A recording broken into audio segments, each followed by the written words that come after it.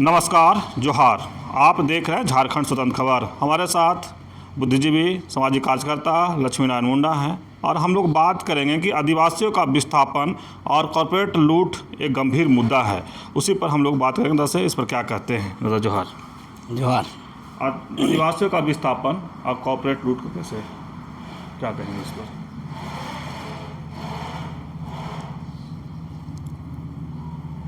British काल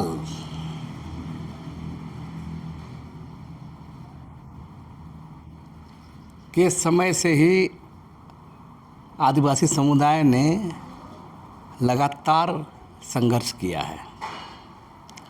अपने जंगल, अपनी ज़मीन, अपनी परंपरा, अपना आस्था, अपना अखड़ा, अपना सामाजिक परिवेश और अपना भाषा, संस्कृति, पहचान बचाने की लड़ाई लड़े थे। और इस कारण देखिएगा कि ब्रिटिशकालीन दौर में भी बहुत सारी लड़ाइयाँ आदिवासी समुदाय के, जैसे संथाल हो, भूमिज मुंडा हो समुदाय हो, खड़िया हो, उरांव हो, चेरो हो, खरवार हो, जितने भी आदिवासी समुदाय हैं इस इलाका में लड़े थे। और देखिएगा ब्रिटिशकालीन दौर में भी देखिएगा अंग्रेज़ों को पीछे हटकर आदिवासी समुदाय के संघर्षों से, बलिदानों से जितना त्याग इन लोग किया है, उस परिवेश में भी तो मजबूरन कई सारे कानून ब्रिटिश काल में ही बनाए गए थे। कालांतर में देश में आज़ादी का लड़ाई शुरू हुई, देश आज़ाद हुआ, भारत का संविधान बना और संविधान बनने के बाद देश में माने एक सरकार आई, अंतरिम सरकार बनी। लेकिन उस दौर में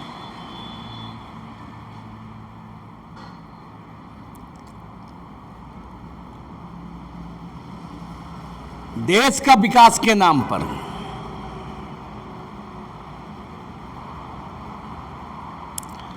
कारपोरेट औद्योगिक पूंजीपति घरानों को आगे लाकर विकास के नाम पर लाखों करोड़ों आदिवासियों को उनके जंगल जमीन से, उनकी परंपरा से, उनकी आस्था केंद्र से, उनका अखड़ा सामाजिक परिवेश से माने पलायन करने को, विस्थापित करने को मजबूर कर दिया गया। और हम कई बार लिखते भी हैं, देश का जो विकास का जो मॉडल है, आदिवासियों के ऊपर दमनात्मक कार्रवाई करके, माने ज़मीनें छीन करके, उनके इलाके के प्राकृतिक संसाधन को दोहन करने के लिए उनको खाली करा करके, उनको भगा करके, उनको आतंकित करके, उनको डरा करके ये सारा काम हुआ है। और जब विकास की बात करते हैं तो दो तीन चीज़ें स्पष्ट होना चाहिए। देश का विकास और आदिवासियों का अस्तित्व पहचान, दोनों एक दूसरे के खिलाफ खड़ा हो गया। देश को विकास चाहिए था और आदिवासियों के अपनी ज़मीन, अपनी संस्कृति, अपनी पहचान, अपनी परंपरा, अपना अखड़ा, अपना सामाजिक परिवेश बचाना था। और यही एक आज के संदर्भ में उसको देखा जा सकता है कि भारत के संविधान बनने के बाद भी आदिवासियों के लिए इतने सारे कानून जो ब्रिटिश काल में बने हो, बाद में भी उसको लाया गया, चाहे वो CNT एक्ट हो, SPT एक्ट हो या 5वीं अनुसूची हो, तमाम कानूनों को धत्ता बताते हुए, धज्जियां उड़ाते हुए भारत सरकार, विभिन्न राज्य सरकारें राज्यपाल, राष्ट्रपति और जो सिस्टम है राज मशीनरी के द्वारा लगातार कुठाराघात किया गया है। और कहने के तो देश की ओर से कहा गया कि हम विकास के लिए सब कर रहे हैं, लेकिन मेरे एक सवाल है, देश से भी, देश की तमाम व्यवस्था से भी, चाहे न्यायपालिका हो, कार्यपालिका हो, विधायिका हो, प्रेस मीडिया हो, या जितने भी सारे सिस्टम हो, उनसे मेरा सवाल है,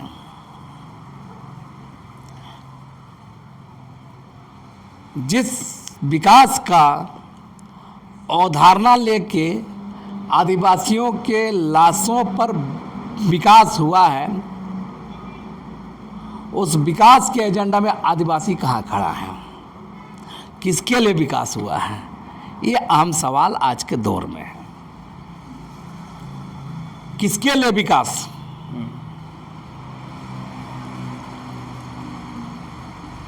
और कितने नियम कानून सबको ध्वस्त करते हुए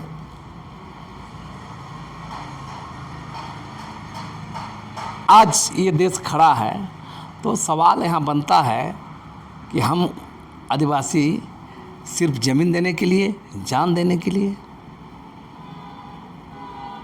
उनके ज़मीन लूटी जाएगी, उनके क्षेत्र में हस्तक्षेप किया जाएगा, जब लोग आवाज़ उठाएंगे, बोलेंगे, लिखेंगे, लड़ेंगे, तो आप उसे नक्सलवादी, उग्रवादी कहेंगे। लिखेंगे, बोलेंगे तब नहीं, कुछ नहीं। जब उसके खिलाफ लड़ना शुरू करेंगे तो आपको आतंकित करके नक्सली बोला जाएगा, उग्रवादी बोला जाएगा, और ये सारा चीज़ को मैंने यहाँ पर विकास के नाम पर थोपा जाएगा। लेकिन दादा, कॉर्पोरेट लूट से आदिवासी समुदाय को क्या नुकसान होता है? देश के अंदर में जितने भी औद्योगिक कारपोरेट घराने हैं, सबका विकास होता है, और उस कारपोरेट औद्योगिक पूंजीपति घराने के जो पिट्ठू लोग हैं, चाहे राजनेता हो, ब्यूरोक्रेट्स हो, मंत्री सरकारें हो, उसमें शामिल लोग का सबका विकास होता है, लेकिन आदिवासियों का विकास क्यों नहीं होता है? ये सवाल मायने हैं। और ये सवाल अगर आप नहीं हल कर रहे हैं तो ये देश के लोकतांत्रिक मूल्यों का, मानवीय मूल्यों का, संवैधानिक मूल्यों का भी इस देश में हनन हो रहा है। इस पर सवाल खड़ा कोई नहीं करता है। हमारा इस पर कहना है कि आज ये स्थिति क्यों है कि आदिवासी समुदाय आज झारखंड में ही, चाहे झारखंड से सटे जो इलाका है, आपके एचईसी बना, रांची शहर में क्या हाल है, कई सारे खनन परियोजनाएं शुरू हो रही हैं, बांध बन रहे हैं, जमीन आदिवासियों के लिया जा रहा है, लेकिन उस विकास में आदिवासियों को उसके अनुरूप क्यों नहीं दिया जा रहा है? उनके परिवेश से भगा रहे हैं, उनके माहौल से भगा रहे हैं, उनकी ज़मीन छिन जा रही है। आप उसको जो विकास है, जो विकास का बुनियादी स्वरूप है, विकास के जो महत्वपूर्ण चीज़ हैं, शिक्षा, स्वास्थ्य, नौकरी, रोजगार, उस समुदाय का बेहतरी के लिए आप क्या कर रहे हैं? ये सबसे बड़ा अहम सवाल आज के तारीख में आ खड़ा हुआ है। और हम इसलिए बोल रहे हैं बार बार, यह संवैधानिक संकट भी है, राजनीतिक नेतृत्व का दगाबाजी भी है,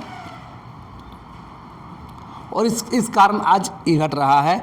आज आबादी घट रही है आदिवासियों की, आदिवासियों के संविधान अधिकार नहीं दिया जा रहा है, आदिवासियों पर जुल्म शोषण जारी है, हजारों लोग उग्रवादी के नाम पर जेल में हैं। तो सवाल ये खड़ा क्यों नहीं होना चाहिए? कैसे लोग उग्रवाद, नक्सलवाद की ओर उड़ते हैं? ये सवाल को सामने खड़ा होना चाहिए। लेकिन दादा, आदिवासियों के विस्थापन को रोकने और कॉर्पोरेट लूट पर अंकुश लगाने के लिए आप लोग क्या कोई आंदोलन करेंगे? आप क्या करेंगे उसको? लड़ाई चल रही है, लोग लड़ रहे हैं। बहुत दर्द के साथ आपको बताना पड़ रहा है आपके चैनल के द्वारा, आप तमाम आदिवासी समुदाय के लोगों को, न्याय पसंद लोगों को, दर्शक बंधुओं को, देश का सिस्टम, देश की जो व्यवस्था है या राज मशीनरी आदिवासी समुदाय के खिलाफ एक जंग छेड़ चुका है और आदिवासी समुदाय उस लड़ाई को लड़ रहा है। देश आज़ाद हुआ, संविधान बना, कोई मतलब नहीं रह जाता है। आदिवासी आज भी लड़ रहा है। ये सवाल मायने है कि हम कह रहे हैं कि अघोषित जंग सत्ता सरकार व्यवस्था के द्वारा आदिवासियों के खिलाफ एक लड़ाई जारी है। आदिवासियों की बातों को, उनसे संवाद कोई नहीं कर रहा है। उनको क्या चाहिए इस पर संवाद कोई नहीं कर रहा है। विकास का जो मॉडल लाया गया है देश के अंदर में, उस विकास का मॉडल में कारपोरेट औद्योगिक पूंजीपति घरानों के मिली भगत से राज्य सरकारें, केंद्र सरकारें, तमाम सिस्टम के लोग लाभान्वित हो रहे हैं और आदिवासी मारे जा रहे हैं। लेकिन दादा, जिस तरह से आदिवासी क्षेत्र की बात करें तो बहुत सा कानून है, CNT है, फिर फॉरेस्ट एक्ट 2006 है, फिर भी आदिवासियों को वहाँ से विस्थापन किया जाता है, उजाड़ा जाता है। हम बता रहे हैं देश में बहुत सारे कानून हैं। CNT एक्ट है, SPT एक्ट है, जमीन कानून है, और ये बहुत सारे ऐसे कानून आदिवासियों के पक्ष में, उसका इम्प्लीमेंटेशन नहीं है, उसका लागू नहीं किया जाता है। और सबसे बड़ी बात बता रहे हैं, जो भी, चाहे राष्ट्रपति हो, राज्यपाल हो, पश्चिम सचिव में तो कस्टोडियन संरक्षक राज्यपाल होते हैं, आज तक कोई भी राज्यपाल आदिवासियों के मुद्दों, उनके सवालों को लेकर सरकार को, राज्य सरकार को, एक केंद्र सरकार को तलब तक नहीं किया गया है। और जितने भी राज्यपाल हैं, बने हैं, कभी भी संवैधानिक मूल्यों में आदिवासियों के हितों के अनुरूप ईमानदार कभी नहीं रहे हैं, या इसके खिलाफ काम किए हैं या उदासीन रहे हैं। हमेशा कोई भी राज्यपाल हो, चाहे अभी का राज्यपाल को भी ले लीजिए, कोई भी राज्यपाल हो, संसद गंगवार को भी ले लीजिए, अपनी भूमिका, अपनी जिम्मेदारी, अपना कर्तव्य वहन नहीं करते हैं इन लोग, और सीधे सीधे माने पल्ला झाड़ने का काम किया जाता है आदिवासियों के सवालों पर। ये बहुत बड़ा माने आदिवासियों का दर्द है, सवाल है ना। विकास के नाम पर कहीं आदिवासियों को जानने का, तो ये आज बता रहे हैं, जितना भी मामला है, चाहे स्वर्णरेखा परियोजना हुआ, कोयलकार परियोजना हुआ, ये जो भी और योजना चल रही है, विकास के नाम पर ही किया जा रहा है। लेकिन जहाँ विकास की बात होती है तो आज के दौर में आदिवासी समुदाय को विनाश करके ही विकास होता है। और इतने सारे नियम कानून माने हवाई हैं। सत्ता में जो रहा, शासक वर्ग से मिलकर आदिवासियों के नियम कानून को, संवैधानिक अधिकारों को धत्ता बताते हुए, धज्जी उड़ाते हुए, रोनते हुए, या जरूरत पड़े पर आदिवासियों का लाश बिछा करके भी विकास योजना को लागू किया जा रहा है। यही सबसे बड़ा अहम सवाल है। चलिए, अभी आप सुन रहे थे बुद्धिजीवी सामाजिक कार्यकर्ता लक्ष्मीनारायण मुंडा की बात, और जिस तरह से ये बताया कि आदिवासियों का विस्थापन और कॉर्पोरेट लूट पर ये अपनी बात को रख रहे थे, और लगातार इस तरह से बहुत सुंदर ढंग से समझाए भी कि आदिवासियों के विकास पर कैसे, विकास के नाम पर आदिवासियों को कैसे ये किया जाता है, वो भी बताए। और कई जगह चाहे एचईसी के नाम गिना है, चाहे कोयल कारो या तमाम जहाँ भी या कहें तो कोई जहाँ भी खदान या विकास के नाम पर होता है वहाँ कहीं ना कहीं आदिवासियों को विस्थापन होना पड़ता है। विस्थापन के नाम पर जिस तरह से लोग शहर से बाहर भी लोग जाते हैं और आज जो देखने को मिल रहा है कह रहे हैं कि लाशों बिछाया जाता है अगर विकास के नाम पर, तो कहीं ना कहीं आदिवासी को इसलिए किया जाता है कि कॉर्पोरेट घरानों को वहाँ पर लाया जाए। तो इस तरह खबर को देखने के लिए आप झारखंड स्वतंत्र खबर जुड़े रहिए। जोहार, नमस्कार।